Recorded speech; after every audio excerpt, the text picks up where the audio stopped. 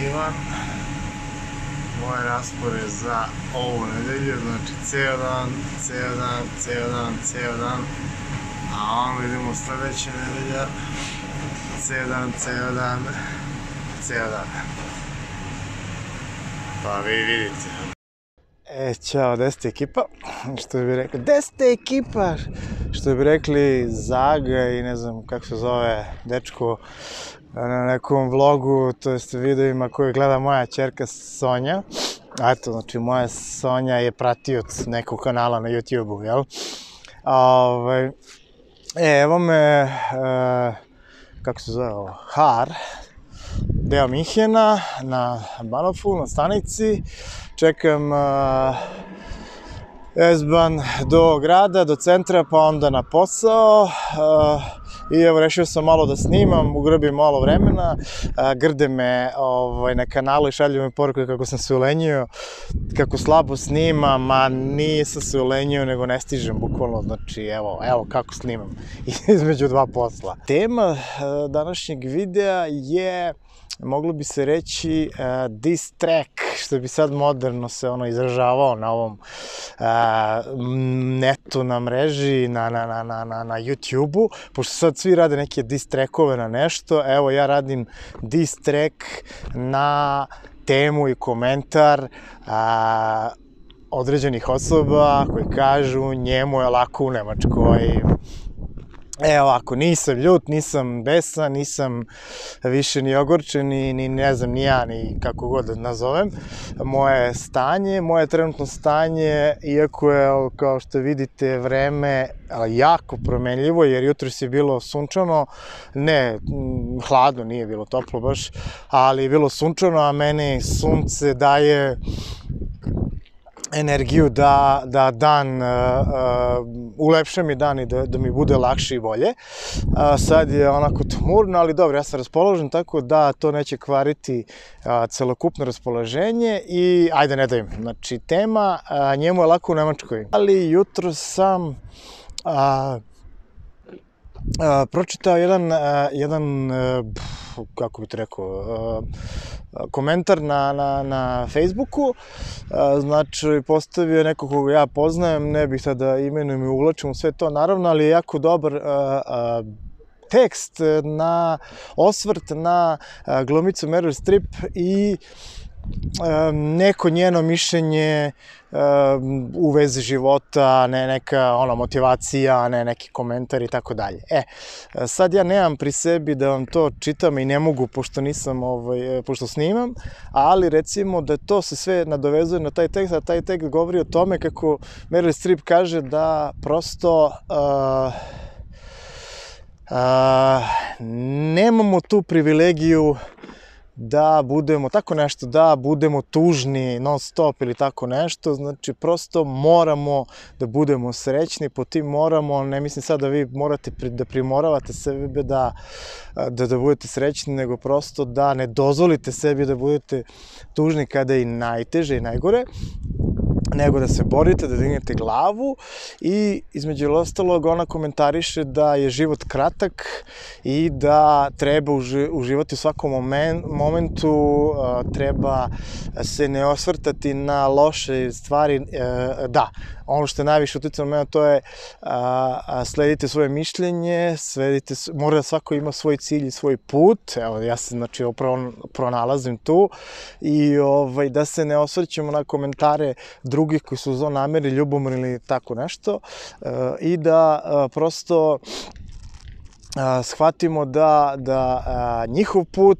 koji to nama žele zlo nije naš put i da oni samo prosto utiču na nas da nas uvuku u tako nešto i da to ne treba da dozvolimo.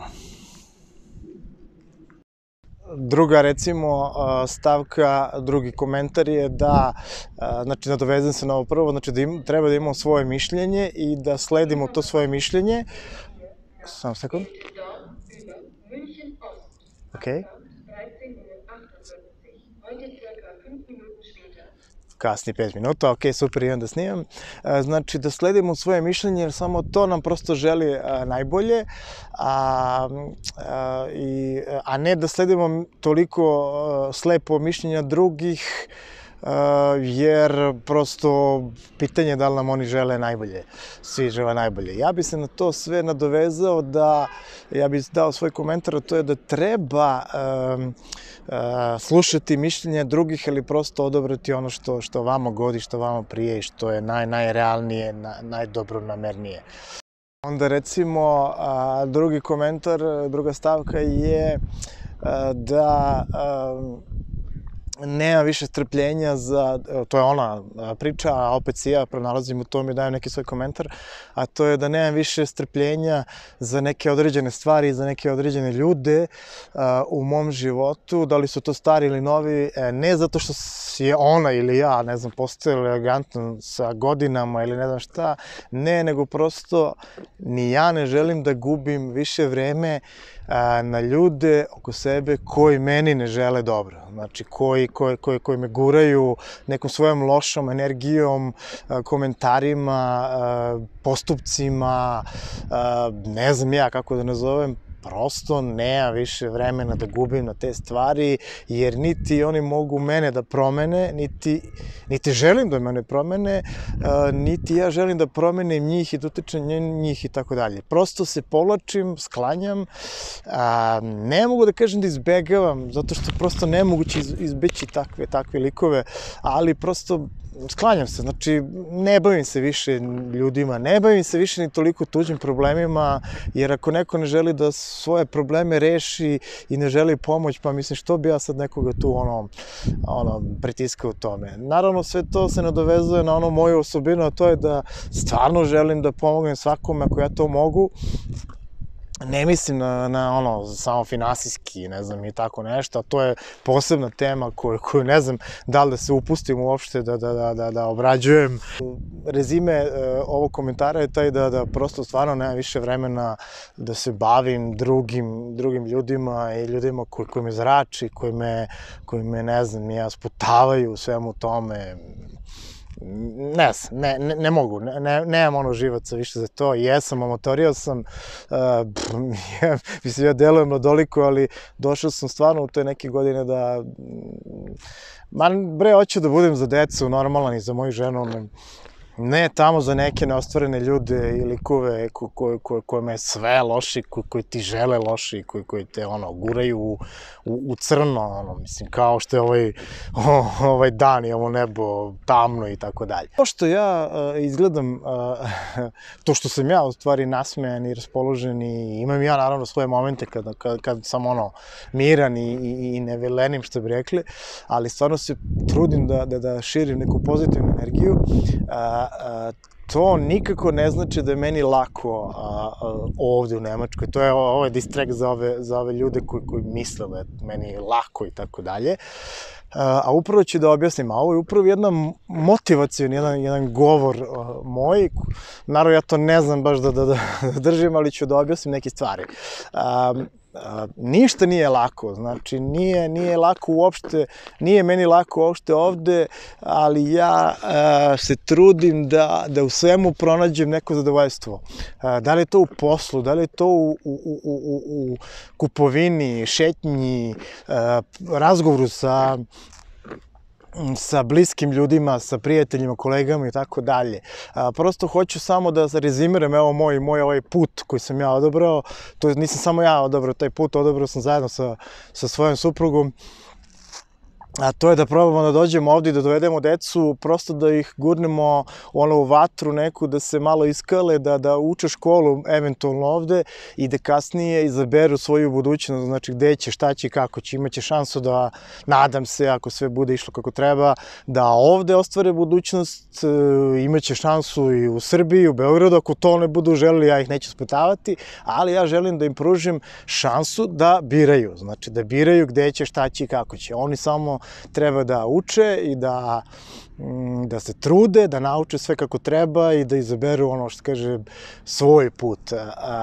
Da li je, zašto meni nije lako u svemu tomu? Pa eto, prosto hoću da se upravo, da se nadovežem na sve to, a to je da sam ja, sad ja ne hvalim ovde sebe, nego prosto vam objašnjavam čemu je fazon, a to je da smo moja porodica i ja jako puno, sačekamo prođe, takođe kažem da smo moja porodica i ja jako puno žrtvovali time što smo se odlučili na ovaj korak.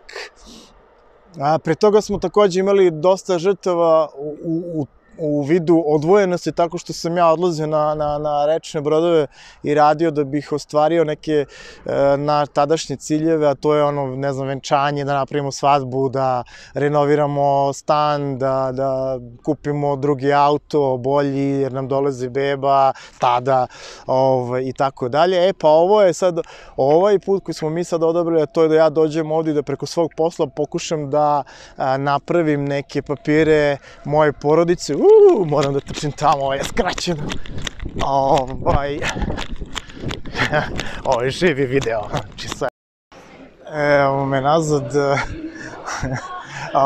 Izvinjam se, nisam htio da snimam u Lesbanu, nisam htio baš da smetam ljudima, da me slušaju, pošto je baš bila tišina neka. Evo me sad na Marijan placu, odavde ću da hvatam neki uban do posla. Da se vratim na temu, znači eto, to su bila neke, mislim, grubo zvuči reč možda žrtvovanje, ali ajde kažem, a jeste, žrtvovanje, time što smo odlučili da kako se zove, da se odvojimo i da ja tamo se borim, to jest ovde u Nemačkoj da se borim kroz posao, da ostvarimo te ciljeve, a moja žena supruga da se bori kod kuće tako što će biti bez supruga, jel? Sama, tamo sa decom, da ih vodi u školu, sprema, uči domaći, da radi, sređuje kući i sve ostalo što se podrazumeva pod nekim tim stvarima koje obavljaju supruge. I eto, to je prva stvar za koju bih ja rekao da nije lako. Znači, kada vi prosto se odvojite, odete svog doma i ostavite sve to i ovde, da kažem, vodite bitku sa nekim stvarima koje su vama totalno nove, nepoznate i tako dalje. Ne žalim se, ne kukam, sad kao koristim reč žrtvovanje, zato što prosto na to smo se odlučili. Znači, donekle smo znali u šta se upuštamo i to je bio izbor, jel tako? Svako ima pravo na neki izbor, jel?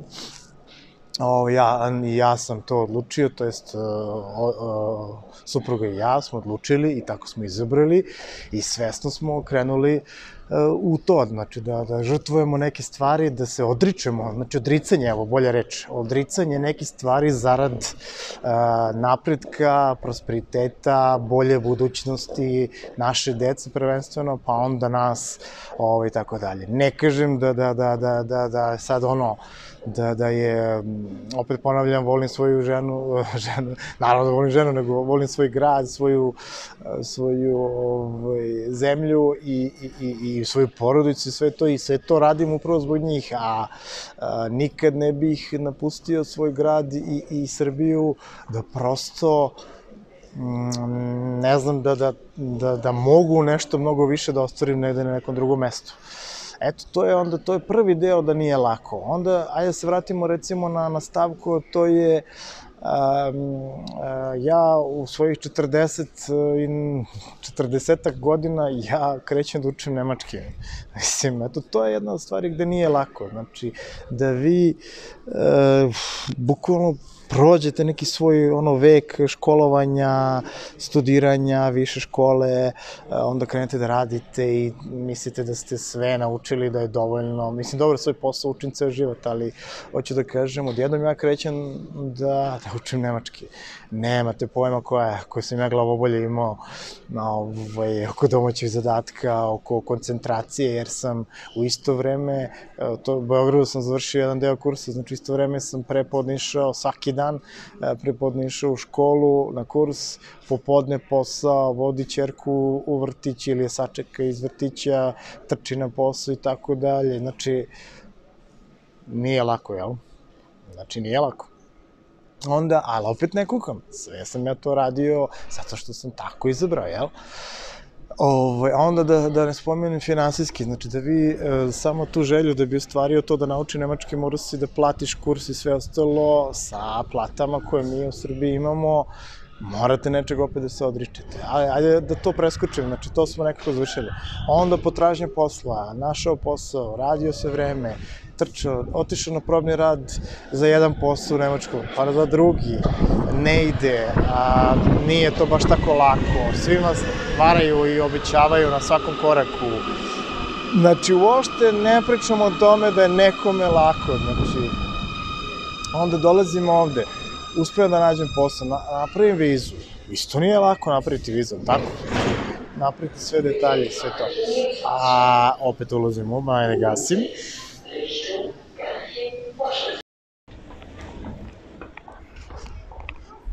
I evo me nazad, živo, kod šefa u vlogu. Aj Bože. Opet nisam mogu snimam u Ubanu da me ne bi baš totalno gledali kao ludaka. Ovako će na ulici da me gledaju, ali neće stići da prokomentarišu živo. Znači stižem u Nemačku, krećem da radim kod jednog našeg, nazovi ga, robovlasnika. Svesno pristajem da radim tamo jer dobijam vizu i prosto ulaz u Nemačku, žrtvujem se, odričem se toga da nisam sa porodicom, radim u nekim uslovima, ne mogu da kažem da su loši uslovi, ali naspram toga gde sam radio i šta sam radio i kako sam radio i sa kim, ovo se svrstava, evo baba je upravo uzdahnula, vidiš im da snimam, to se može nazvati za, znači, neko bi rekao padanje na niže grane, a ja bih rekao i da uopšte nije lako kad iz nekih sređenih dobrih kuhinja sa dobrim kolegama, dobrim kuvarima, krećete da radite neku kuhinju koja je tako reći zaboravljena, znači od pre 100 godina, dekoracije, serviranje, način serviranja, način spremanja, da vam ne pričam. Ali dobro, neko bi rekao to je padanje, a ja bih rekao to je žrtvovanje za bolje sutra, jel? I tako Ivan kreće da sprema neka jela koja je samo čitao u nekim udžbenicima srednje škole, naravno, a to je davno bilo. I tako dalje. Znači nije lako da prihvatite takve uslove da radite, ali prihvati se. Onda da kažem da spavam u jednoj sobi koja je u stvari adaptirana prostorija, to je bivša kuhinja, jer je imala pločice, jel? I tu, sam imao krevet, ormar, mislim ništa mi više nije trebalo. I tu sam živeo nekih, ne znam koliko, 10, pa skoro godinu dana, dok nisam dalje nastavio, jel? I to nije lako, je tako? Onda, ajde kažem, da sam imao auto u Beogradu, to jest imam još uvek, to s moja supruga vozi, imaš auto, imaš sve, ovamo nemaš ništa, znači, ali ajde, nisam rođen u auto, tako da to nije bio neki problem. Vozim biciklu, nabavio sam biciklu, idem pešaka, idem U-Bahnom, sad evo ovde u Minhenu, U-Bahnom, S-Bahnom, svim prevozima, auto ću uzeti kada mi dođe porodica, sad mi ne treba, jel? Ajde, to nije teško, to nije problem, ali hoću da vam kažem, znači da ja prihvatam neke uslove, prihvatio sam neke uslove koje ponekad nisu bili ljudski, odnos na koleginice na poslu, odnos ljudskosti, kako bih rekao, znači gde vas lažu, mažu, uvaljuju vam, da ne kažem šta i tako dalje. I vi to sve trpite, da kažem, zarad toga, zarad višeg cilja i naravno idete dalje. Poenta svega ovoga što hoću sad da naglasim jeste da nikome nije lako, ali da kad prestanemo da gledamo druge i njihove živote i sve ostalo u smislu da im komentarišemo i utičemo, onda ćemo biti svesni da nije sve tako strašno i da nije lako, ali prosto ako hoćeš sebi bolje i želiš, imaš dovoljno energije i volje, imaš cilj pred sobom, ništa nije teško.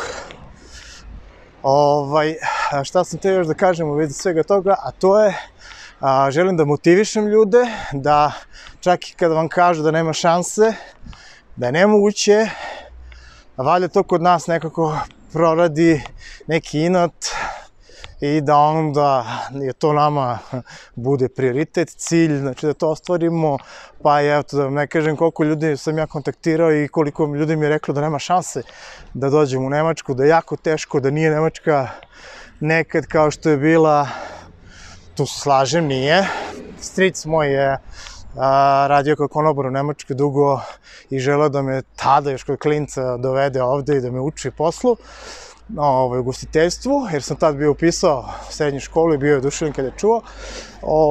Pa nije kao nekada, ali smatram da postoje još dobri stvari ovde, jel? Pa ne bi se ovoliko zdržavao ovde i ostalo. Uglavnom sam nekoliko sati stižem na posao, 15 do 3, znači moram dođem na posao, da se preslačim. Uglavnom, hoću da kažem, iako nije lako, a nije lako, kao što kažu ovi, njemu je lako, nije lako, hoću da vam kažem da kada imate dobar motiv i kada želite sebi bolje, sve prepreke padaju, to jest vi ih preskačete, tako da samo glavu gore. Evo ja, pored svih onih nedaća kroz koje sam prošao, ja i moja porodica, u smislu žrtvovanja, odricanja, ono što milion puta sam spomenuo sada u vlogu, ne gubimo nadu, borimo se, to isto i vama savjetujem, borite se, učite nemački, 100 puta ponavljam, posla ljudi ima za sve one koji me kontaktiraju milion puta za posao i sve to posla ima, učite nemački, učite jezik, verujte mi, mnogo je lakše. A zašto vas teram da učite? Zato što evo sad sam došao u situaciju da ja naravno pričam nemački dovoljno dobro da se razumem i sporazumevam. Hoću da vam kažem da sam došao u situaciju da biram gde ću da radim, znači odbio sam 2 posla, u smislu ne sada sam ja sad nešto kao ja vidi ga faca odbio 2 posla, ne, zato što želim sebi bolje, znači ne prihvatam sve uslove, tražim, zahtevam, znači kad pričate onda možete da tražite neke uslove, da im objasnite zašto to ne želite, eto ja upravo sam u toj fazi i nije lako, ali kad pokažete zube, kad pokažete da ste vredni, da hoćete radite, da ste, čovjek se muči da parkira ovde, kako se zove, hoću da vam kažem da kada ste dovoljno potkovani znanjem, iskustvom, jezikom i sve ostalo, drugačije je sve, verujte mi, drugačije. Plate nisu kao nekada kao što su bile, ali verujte mi, možete vremenom da ostvarite bolje uslove, bolju prijavu, sve. Nemci nisu kao Balkanci, ali verujte mi, naučili smo ih da i oni nalaze neke rupe u zakonu i gledaju da što manje, ne svi naravno, što manje plate, ali ako znate da postavite svoje uslove, ako ste u prilici da postavljate svoje uslove, verujte mi da će vam. Znači, naravno, ako niste neskromni, jel? Idem da se preslačim, da ne zakasnim na posao. Uglavnom, rezime ću raditi kasnije. I evo, konačno da privedem ovaj vlog kraju. Sad je nešto sad će ponoć, čekam prevoz, završio sam smenu u restoranu gde radim i eto, znači kad sam krenuo sam jutros od 10 sam radio, znači nebenjob, pa onda s nebenjoba trči na ovaj posao. Aha, evo, proći će voz, dobro.